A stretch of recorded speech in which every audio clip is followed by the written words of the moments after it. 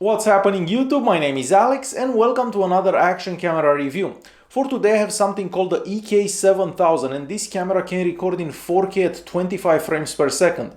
After I've done some research I realized that this is actually a rebrand of the H9R action camera, and I've had that action camera on the channel about, I don't know, 4 or 5 months ago. So this is definitely a rebrand of that. This camera is using the SunPlus 6350 chipset and an OV4689 image sensor and has a field of view of 170 degrees. Let's start with a very quick unboxing. So first of all, the box looks very cool. The first thing you notice is the camera in the waterproof case, and this waterproof case is basically the exact same waterproof case that we've seen for many action cameras from China, and it will protect the camera up to 30 meters in the water. Of course, I didn't actually go swimming up to 30 meters, but that's what the manufacturer says. Inside the box, you're going to find a couple of user manuals. The user manuals are in English. You're also going to find the second battery. So we have two 1050 milliamp batteries that come with this camera. And you're also going to find the remote control. And the remote control is actually a nice thing to have. With the remote control, you can basically start and stop recordings and you can take pictures. So this is useful if you have that remote control sitting on your arm and you have the camera on a tripod or something like that. Aside from that, you're going to find the power adapter in the box. There you're also going to find a whole bunch of mounts and stickers. So if you want to place this on a helmet, you can do that. If you want to place this on a bicycle, you can also do that. So a whole bunch of mounts in the box there. Like most action cameras from China, it is made out of plastic entirely and it doesn't feel that premium. Starting on the front, you're going to find the power button or the mode button, depending how you use it. You're also going to find an LED light and the lens. On top, you're going to find another LED light that usually flashes whenever you're recording something. We also have the recording button. And on the right hand side, you're going to find two buttons, one up, one down, and the button down actually turns on the Wi-Fi.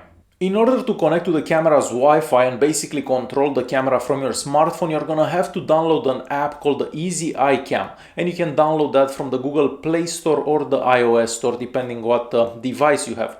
Once you have that connected, you can turn on the Wi-Fi network on the camera, and to do that you just hold that button down basically, and then the camera is gonna make a Wi-Fi network and you can connect to that Wi-Fi network. Once you're connected, you open the app and you're gonna find the camera there, and you can basically see everything that the camera sees on your smartphone. From the app, you can change a couple of settings for the camera, so the resolution, if that's what you need changed. You can also start recording and stop recording. You can take pictures. And lastly, you can download everything that you have on the camera on your smartphone, so it's very easy to use. And moving back to the camera, on the other side you're gonna find the HDMI port, a micro USB charging port, a slot for the SD card, and the microphone is also sitting on that side. This camera can be used whenever you're charging it, so if you have a cable plugged in there and you're charging the camera, you can still record. The camera supports a maximum SD card of 32 gigs, so if you have a 64 gig SD card, the camera is only gonna see 32 gigs out of that SD card. As for the camera's microphone, I found that the sound in the recording sounds a bit muffled, but here is a sample of how it sounds. This is a very quick microphone test to the EK7000 Action Camera, so as you can probably tell I'm outside, and this is how the microphone sounds. So even though it doesn't sound that horrible, it doesn't sound that amazing either. And moving back to the camera once again, on the back we have a 2-inch screen. The viewing angles on this screen are not the absolute best, and the screen doesn't get that bright, so whenever you're outside there is a lot of glare and reflection on the screen, so it is a bit difficult to see. We also have a battery with a capacity of 1050 milliamps, and that's sitting on the back of the camera. So basically at the bottom we have a little plastic door that you can remove and you can replace the battery there. And on one battery charge you can basically get about 70 to 80 minutes of recording at 1080p at 60 frames per second. And moving to the most important part from any camera, it's the quality of the recording. So this camera can record in 4K, however keep in mind that the 4K recordings are actually interpolated recordings, so you're not really recording in 4K. And all the footage that I'm gonna show you in this video, it's actually recorded at 1080p at 60 frames per second. The first important thing about this camera is the fact that we don't have image stabilization, so whenever you are walking the footage is gonna do this, and we also don't have a HDR mode available on this camera. Next I'm gonna show you some footage that I recorded with this camera. Keep in mind that I am located in Canada and it's winter, so everything is gray and white and we don't have any blue skies or sunshine. So the footage is a bit depressing, but this is the quality that we get from this camera.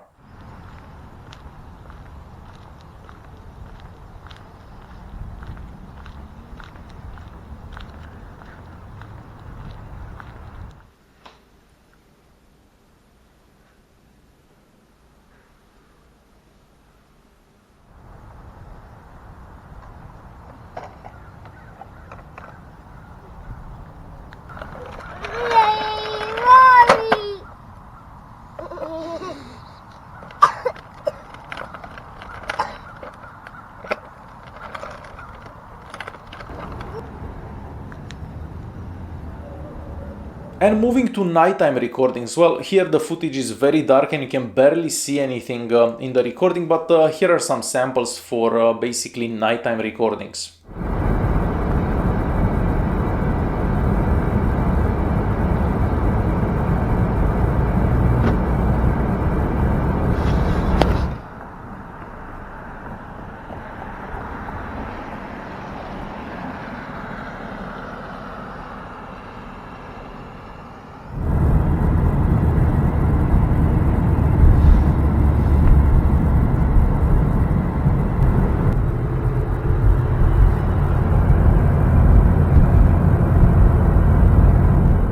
As for picture quality, the camera can take 12 megapixel pictures, and I'm gonna show you some pictures that I took during the day and some pictures that I took during the night. The daytime pictures are average and acceptable. However, the nighttime pictures, well, you can't really see anything in most of the pictures. So here are some pictures that I took with this camera.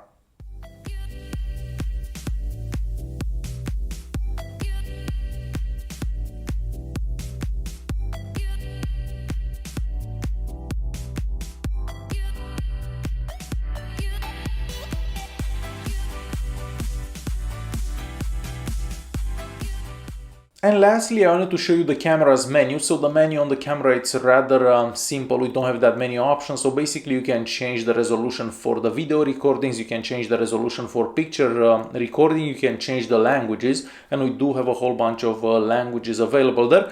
But other than that, we don't really have that many options. So we don't even have that car mode option. That's an option that basically turns on the camera and starts recording whenever you turn on the car, but that's not available on this camera. So if you want to use this as a dash cam, you're actually going to have to turn this on and start recording manually.